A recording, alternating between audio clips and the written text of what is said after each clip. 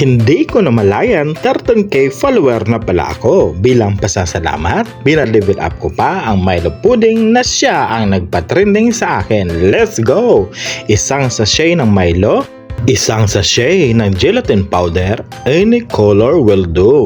Isang lata ng kondensada, 500 grams na tubig. Pag nailagay na lahat ng ingredients, saka ito haluin ng mabuti hanggat matunaw. Isalin sa kawali, salain para di masama ang mga buo-buo.